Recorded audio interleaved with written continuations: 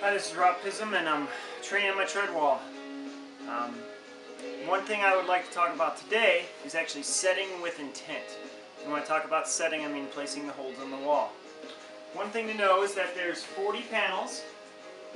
I have mine all numbered. Can't really see on the video, but they're all numbered, so I know where I start and when to finish. And you have 40 panels to go ahead and create a sequence that's going to benefit you in some way, shape, or form. It's up to you to identify your strengths and weaknesses, and if you're not good at crimping, you should set crimpy routes. If you're not good at big moves, you should set long moves.